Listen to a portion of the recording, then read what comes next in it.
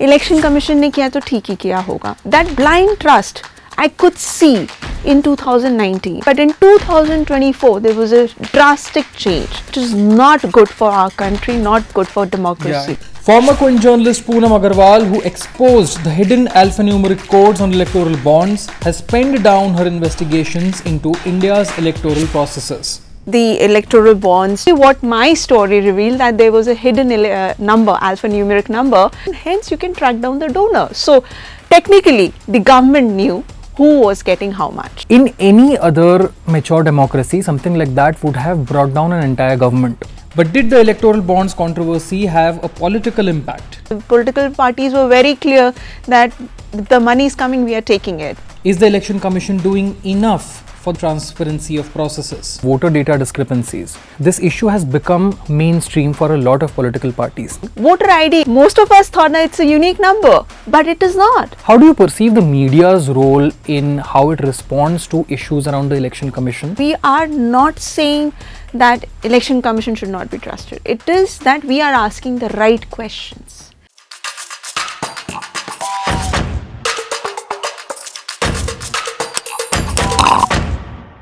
Hello Poonam, welcome to the Quint. In fact, welcome back to the Quint and welcome to my show Badi Badi Baatein.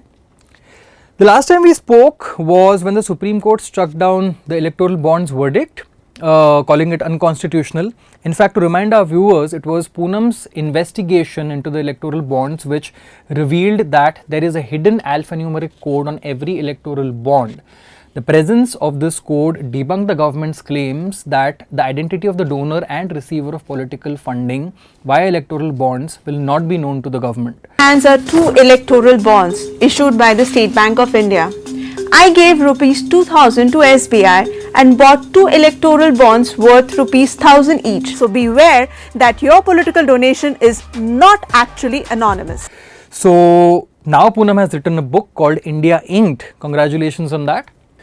You know Poonam, when the Supreme Court called the electoral bond scheme unconstitutional, in any other mature democracy, something like that would have brought down an entire government. But here in India, I don't think we saw much of a political impact of something like an electoral bond scheme that we should have seen. For someone who has done these investigations and for someone who has followed the Election Commission for years, do you think there wasn't much of a political impact as much as it should have been? See, Aishwar, as far as the electoral bonds judgment is concerned, it came at a time when elections were due in our country, just before the Lok Sabha elections in February.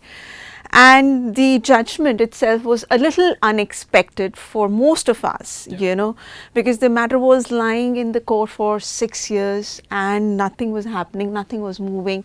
So I still remember the day the judgment, the hearing was listed, we were just expecting, okay, what might happen? The Supreme Court might stay the case and put a stay on the sale of electoral bonds. Not much was expected, but being struck down was quite a surprise to many of us, journalists as well as the petitioner.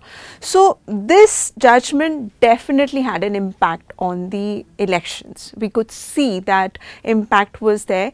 It was struck down on the ground that it was unconstitutional, and it happened because there were multiple documents which showed that big institutions like RBI, Election Commission of India, they raised objections to the scheme.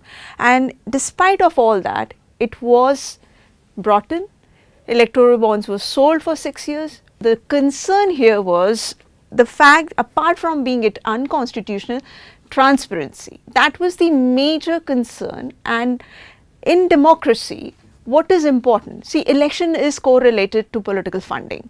You cannot put them separate. You can't fight elections without money. If political funding is done in a non-transparent manner, we would not know who has donated how much to which political party, and in return, did that political party pass on any favor to the corporate. And the ground that the anonymity of the donor should be there and they've been arm twisted, like that was the ground that the BJP government, they came up when they said that okay, we are not revealing the names, but that was also not true. That's exactly what my story revealed, that there was a hidden number, alphanumeric number, which was recorded by the State Bank of India, and hence you can track down the donor. So technically the government knew who was getting how much. Was it also because all the political parties in the opposition who should have vehemently opposed the electoral bond scheme were also benefiting off of it for years? Like the TMC, in fact, was the second highest recipient after the BJP of political funding via electoral bonds. When this electoral bond, I remember in 2018 when I exposed the numbers, and I was working with the Quint, and I had a long discussion with the editor, Mr. Raghav Behel, and others also, where we discussed in how to put it, because electoral bond, you will be surprised, even political parties didn't know about this scheme in 2018. It was just, it started selling in the by the SBI, and it was in the market, like anybody could purchase it. So when I did this story, it was in April 2018. When we reported, people didn't understand, because I wouldn't say it was complex. I would say the willingness, probably it wasn't there much, because the scheme was very new, and political funding, they did not know what exactly, how it's going to impact them as a voter. That understanding probably was missing. I would say not for a common man, but even among journalists, forget about common men. The repercussion was not understood. And in this book I mention about, when few political party members, they reached out to understand, and I explained them, they didn't understand the gravity. For them it was like, I'm here to take money. Yeah. We have to fight elections, so it's okay whatever the scheme is. We will take money because that's how the money is coming. In fact, somebody told me, who the experts who are working in this area, they said that the political parties were very clear that the money is coming, we are taking it, whether it's through electoral bonds or otherwise. So they didn't bother. And let me be very clear here, that political parties are only bothered about winning elections. They don't care about anything else. So be it electoral bonds, or be it EVMs, or be it anything related to election issue, they might make noise sitting in the opposition, but how much do they care is still questionable. Poonam, in the book you have also detailed a series of investigative stories that you did for the Quint related to voter data discrepancies. Now, of late, this issue has become mainstream for a lot of political parties. The Aam Aadmi Party spoke about voter data discrepancies after the Delhi elections. The Congress has spoken about it after the Maharashtra elections. Recently, the Trinamool Congress has spoken about it. And in fact, after the TMC's allegations, the Election Commission was also forced to give a response. How do you look at these claims of alleged voter data discrepancies? For the first time, it was at the Quint that we reported the number of votes polled of EVMs did not match with votes counted data. And how is that possible? Now, when I say discrepancies, it was just not votes counted were more, but also less. Just before 2024 elections, we see that again this churning has started in the Supreme Court. They came up with one clarification, no, there is nothing. In the Supreme Court, EC said that it is nothing, it is just, that was, provisional data that was issued, and it is not correct, and all that. They tried to brush it under the carpet, and they succeeded. The point is that in 2024, I'm talking about 2019 and now 2024 election, Lok Sabha election. In between also there were, reports of discrepancies. They were never addressed. Now there was lots of media reports and political parties demanding votes poll data to Election Commission, why they are not releasing, but Election Commission kept quiet for at least, if I am not mistaken, for at least 5 phases of polling. Yeah. And then they released it without any explanation. So to get votes poll data also, there was a big fight by the experts, by the activists, by the political parties. Now, why can't you share votes poll data? And I would like to tell you one more thing here. From the day I started working on Election Commission, I remember prior to that, Election Commission, whenever I spoke to anybody among politicians, they would take Election Commission as an institution trustworthy institution. They would not question the functioning of election commission. They would say election commission ne kiya to theek hi kiya hoga. That blind trust I could see in 2019, and that is exactly what kept on coming. But in 2024 there was a drastic change, not just among political parties but among people. They started distrusting election commission, which is not good for our country, not good for democracy. Yeah, exactly. This trust is very important. Let's not forget, they are the doorkeepers. They allow people who can form the government. It is their duty to make it fair, free and transparent. You know, Poonam, the election commission as a whole, the credibility of it is under question a lot in the recent years. But over the years, we have seen a lot happening when it comes to elections. We have seen those stories, we've heard those stories where ballot boxes were stuffed, where booths were overtaken, where ballot boxes nadiyon mein phek diye jate the, etc. Do you think it has handled those questions well, or has the EC's response remained the same over the years? The election commission who heads it plays an important role to tell political parties that they are supposed to do these things. And when there is a model code of conduct is being, comes in vogue, then the entire control goes in the hands of the election commission. So election commission is the king. They have every right to stop people. I have spoken about model code of conduct also extensively in this book, because we have seen in Lok Sabha 2024 election how model code of conduct was violated. As per the law, MCC is applicable on everybody, every politician if it is violated. There is nothing called star campaigner. So these are the issues raised doubt on the functioning of the election commission, why they are creating some sort of discrepancy, I would say discrimination between the star campaigner and the other campaigners. No, the law is same for everyone. So in the book I have written a little bit about the history, how it also came, election commission was formed, the first election. And interestingly, Ishwar, you will see that whatever was decided by our first election commissioner, Sukumar Sen, till date we follow that. Yeah. Some interesting facts that, symbols were, brought in because of for illiterate people who couldn't read.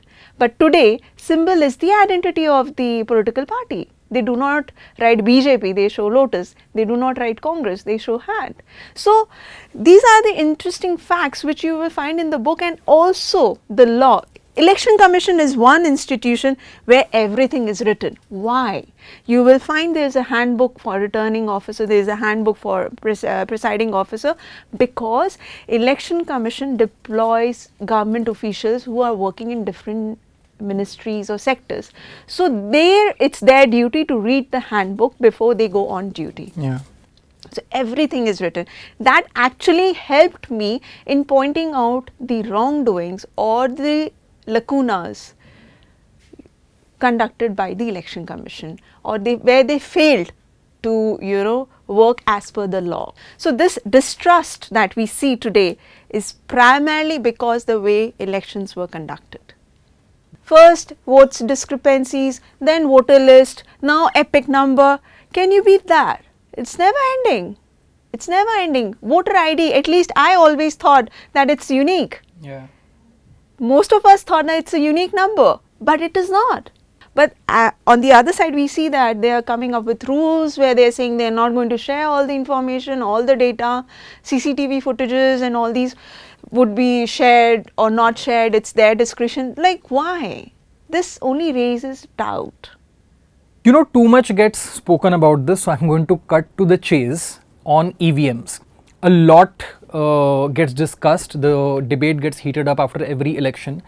How do you look at the entire EVM debate in a country like ours? I will give a very layman answer. I think that even a 10-year-old will buy that. But to tell you on this political party thing first, if you remember, the Supreme Court said in one of the orders that check and verification of the EVMs will be allowed, and anybody, any candidate who has lost it, second or third position, can go to the election commission and ask for it. That included BJP, as well. Yeah. BJP candidates, Congress candidates. So everybody You know, who lost it, probably they went to the election. So that, don't think about political parties. I would say I just keep them away from me as far as my work is concerned. Just, as I said in the beginning, they only care whether they win or lose. They don't care for anything else. But coming back to EVM, see, EVM is a gadget. It's like a black box. So if I do not tamper with it, it will work fine. If I tamper with it, it will not work fine. They do EVM pay, like EVM, even the election commission is saying that we will not share the source code. But speak to any expert, any cyber expert, he or she will say that source code should be shared. That's the thumb rule. Why? Only then you can know whether it is hackable or not.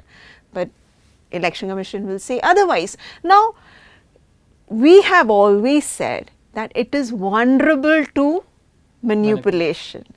Not that it has been manipulated, because we do not have access to the machine, we can't say whether it is manipulated or not. I would say that in the current situation where we are using EVMs, which is machine, and VVPAT slip, I think that's a good situation we have. All we need is that 100% counting of the VVPAT slip, and that should match with the counting of the EVM. Like if 10 votes have gone to BJP and 10 to Congress, 10 slips of BJP and 10 slips of Congress should be tallied. But for that also election commission has problem. They say that no, it will take so many days, 6 days or whatever, 12 days or whatever. Who cares? It's okay. As a voter, I'm okay if you count it for 1 week and then give the results. At least it's a robust result. Nobody can raise question on that. Nobody is in rush. Who is in rush? Are you in rush to know the results? No, nor am I. The question is, what is stopping them?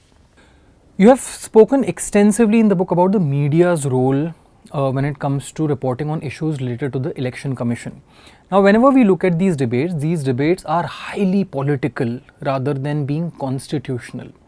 How do you perceive the media's role in how it responds to issues around the election commission, or when questions are raised on the election commission? As I said, that election commission is the doorkeeper who allows the political party to enter the parliament.